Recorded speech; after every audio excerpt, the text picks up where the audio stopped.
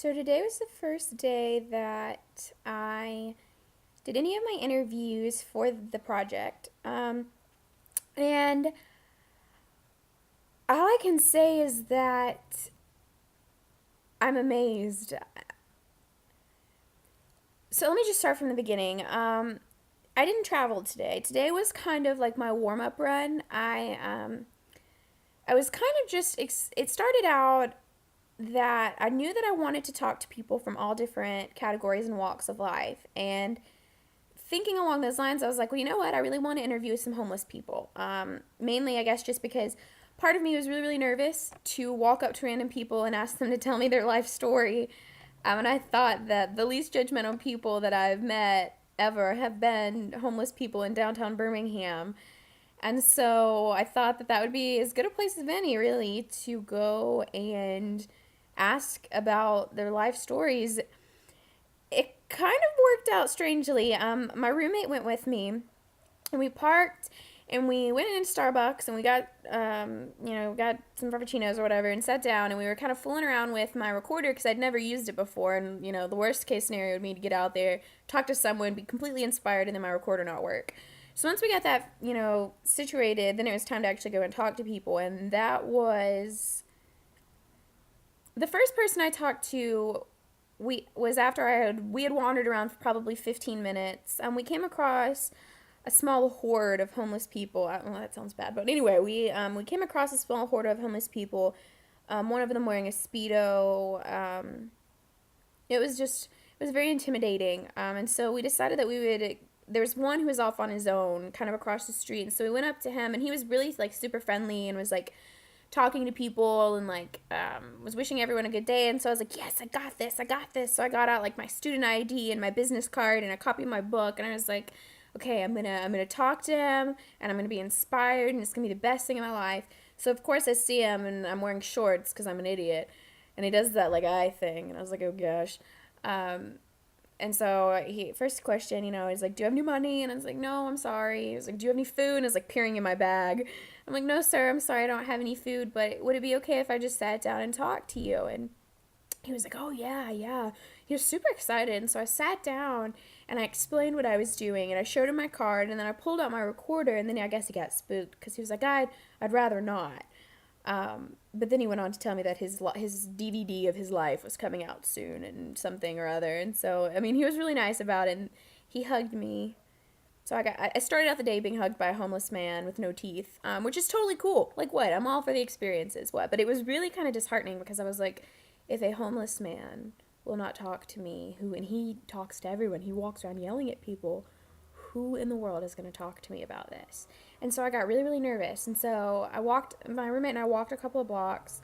And then we came across this man and his family. And one of his children was carrying around a cross. And he had a Bible in his hand, and his wife was handing out pamphlets. And I was like, well, they want to talk to people. And so I asked them, I explained, again what I was doing. And I was like, is there any way that I can talk to you about this? And of course, he was super open about it. And he was very, very devout in his faith, but he told me, he didn't go into great detail, but about how he had suffered addiction, and he didn't grow up in the church, but he had come to the church as an older age, and it was very, very interesting talking to him. His story, I'm not really sure what I can do with it, because it was so all over the place, but it was also very different. He told me that he had started in the Mormon church as a child, but his mother wasn't very devout Mormon, and so he didn't really go to church. And then he had started worshiping Wicca, and then transitioned to Satan, and then somehow found Christ through his wife, who was his childhood sweetheart. And they had a very interesting dynamic. I guess it's the sociology, aspect of my brain that wants to know these things. But his children were very quiet, and when I had come up, I had kind of wanted to interview the whole group, but he himself was very dominant, and I kind of wanted to talk to the children, but I couldn't. They were it was just, I think it spoke more to me not his actual story, which in and of itself was very interesting, but more so the lack of the story told to me by the children. And that's the part of my brain that's really just wrapping around, is what must the life be like for these children who, on their Saturdays are walking around downtown Birmingham carrying a cross, dressed in Sunday clothes, as their father yells out, Bible verses.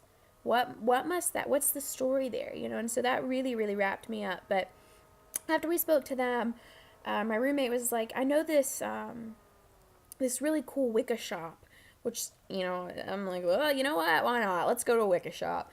I'm sure there'll be somebody in there worth talking to. And so we get into my car to drive there, and we pass this park, and there's college students everywhere. And I was like, you know what? If there's anybody who's going to talk to me, it's going to be college kids. And so we got out, and we went and we sat on the quad, and I met the first person that we talked to. I guess it's not a quad, it's a quad at Alabama, but I don't know what it's called on this campus. We get out, and I go up to this one girl, and I'm like, she's playing on her phone. She's probably not going to want to talk to me. And I sit down and I start talking to her. And her story it really, really, really touched me. She told me about she just recently got out of a relationship that had been about 2.5 years long. And it had been her first love. And it had been a very innocent but very adult relationship at the same time, because they had both, were each other's first times, and they were very, very in love. And she blamed herself a lot for the relationship, because, she was like, I was a bitch to him while we were together. And she told me such beautiful little parts of the story, that he had, one time when they had gotten in a fight because he knew that she liked peanut butter, he had built her a little robot person out of a jar of peanut butter, and had written a little note on it telling her, I hope you always know that I love you. And that now that they were broken up, he was trying to be her friend, and it still hurt her so badly because she was still so in love with him, but she couldn't tell him. And that there were things that just kept bringing it back. Like she said, she can't eat Peachos anymore, that little fruit gummy, it's like peach flavored. She said she can't eat that anymore because it reminds her of him. And it's, to me, that just really struck a chord, because it's like, that's such a thing, that's such a thing, but like, it's such a thing because it's something so small, and so something I would pass by in a grocery aisle and not even look at, not even think about, and be like, ew, gross, and then to another person, they look at that and they feel genuine pain. And that to me, it was so strong. And she told me, about her family. Her family was from South America, and her mother had married her father, not even never gone to high school. And her parents were really not compatible, but they were staying together for the children's sake. And how her father had never told her he loved her, but the moment that she really felt like he had acted like a father to her is when she had, out of grief over this failed relationship that she was so invested in, had gotten rip-roaring drunk and called her ex-boyfriend and cried to him and said, if you don't want me in your life anymore, hang up the phone right now. And he had. And so she just laid on the floor crying, just distraught with herself, drunk. And her father had picked her up, carried her, and put her in bed, and never asked any questions about it. But he never had told her in real life that he loved her. And that, once again, was so resonating to me, that a stranger could tell me this, and that this could be something that's so, that this is a person that I will never see again in my life, and yet they could tell me that much, is so, it just really, really hit me. And then I spoke to another person on that campus, a girl who told me about her parents' divorce when she was 11, and how her parents had both remarried. And her mother was an alcoholic and had gone through AA. And after her going through AA, her daughter felt very much, a whole lot close to her, but she wasn't as close to her. I mean, she was more close to her than she was to her father, and because her father had also remarried. But it was a very, twisted kind of, and she was adopted, and her stepbrother on her mother's side was like a bully to her, and they had never gotten along, and she didn't love him, and she felt shamed that she didn't love him. And I thought that it was very interesting that she felt the need to tell me that she was ashamed to say that she didn't love someone in her family who had treated her terribly. Oh, and about the Wicca shop, that's a whole different story. I didn't end up interviewing someone there. I got a tarot card reading, which was so out there. But it was really interesting too because she, going into it thinking sociologically, and just trying to understand her connections too, she told me that she used to work, the woman doing my own tarot card told me that she wanted to have been an artist, and that, but she, it had become so hard for her that she couldn't have painted. She couldn't paint for years, until after she stopped trying to do that, and that she had worked in a theme park trying to read tarot cards. And even though maybe I don't necessarily believe in, like the meaning of the cards and picking all of that stuff, the fact that she believed it and she truly felt a passion for that, and I can just, it would be like that's something that she truly believes in, something she believes in wholeheartedly. She had to go do at a theme park in 10 minutes. And I asked each person, I asked them what they thought connected each person in particular, to what connected all people. And the man who I guess is the evangelist, I don't know the correct term, he told me that sinful nature is what connects men at the core of who they are.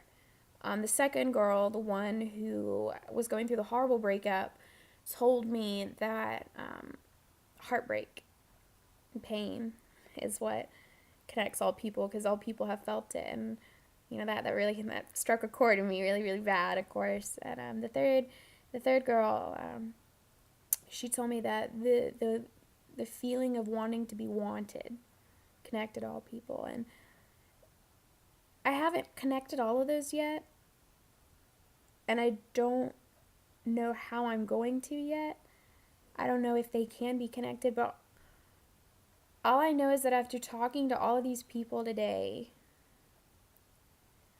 I feel like there's something here. Like there's something here. There's something, I don't know what yet. I don't know what it is that's connecting everyone, but it's like I feel like this is right. And when I'm talking to people and I'm hearing their stories and I'm understanding that every person that I pass on the street, not even knowing, that person can't look at Pichos without crying, that person's stepbrother bullied them and they feel ashamed that they can't say that they love them. That person used to worship Satan and now stands on the corner with his children preaching the word of God, but won't let his own children say anything. There's so many little stories with people, and there's so many interconnections that you don't even realize as you pass them. And these are people that I will never see again, and I will never talk to, and they will have no interaction with me. And it struck me really, really big, and I'm so eager to keep doing this, to go on in the next chapter, and to see what's out there and see. I'm ready, and I'm so excited. It's only been one day and I already feel like, I don't know what's gonna happen. And you're probably not gonna see very many blogs from me sitting on a couch in my house. A lot of them are probably gonna be me looking really gross, probably in a car, but that's fine. We're just gonna see what happens. So, this was day 1.